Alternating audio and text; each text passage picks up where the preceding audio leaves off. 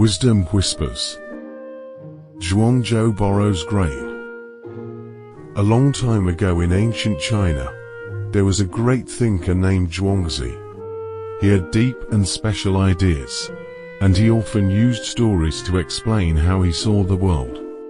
Today, we will tell a story about Zhuangzi borrowing food, and it will teach us something important. Zhuangzi's real name was Zhuang Zhou. He wanted to be free in his mind, and didn't want to work for the government. Because of this, his family was very poor and life was hard. He often worried about having enough food and money. To fix his problems, Zhuang Zhou decided to ask the river inspector for food.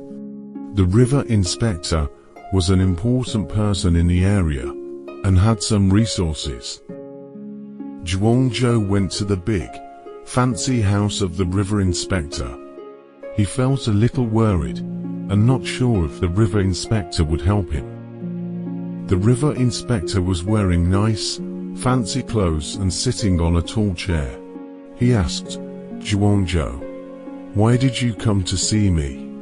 Zhuang Zhou said a bit shyly, "River inspector, my family is very poor, and I need to borrow some food to help us right now." The river inspector nodded and said, "Okay, no problem. When I get money from my land, I will give you 300 gold coins. Is that okay?"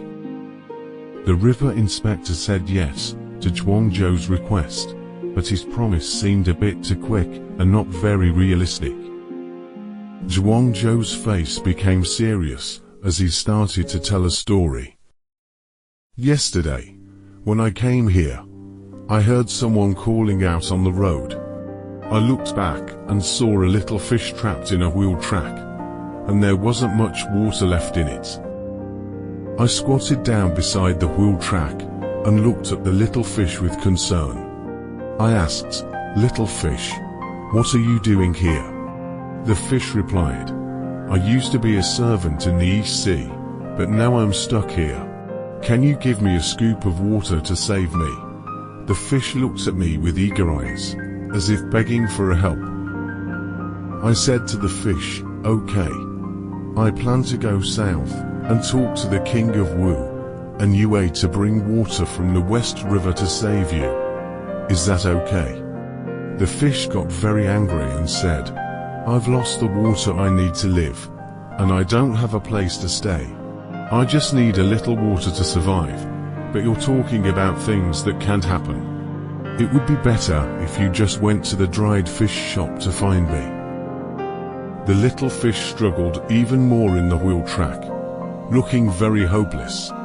It was angry and disappointed with my empty promise. It needed help right away, not promises for the future." After Zhuang Zhou finished the story, the river inspector looked a bit embarrassed. He understood that Zhuang Zhou was unhappy with his fake promise. Zhuang Zhou turned and left, and the river inspector started to think deeply. This fable not only shows Zhuangzi's deep understanding of social issues, but also teaches us that real help needs to be timely and specific, and it should solve people's actual problems. Just talking about promises for the future often can't meet people's urgent needs.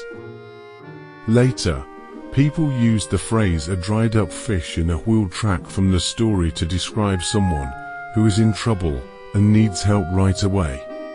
This phrase has become an idiom, and is still used today. Thank you for watching this story. I hope it gives you some thoughts and inspiration. If you like this video, please like it, share it, and subscribe to our channel.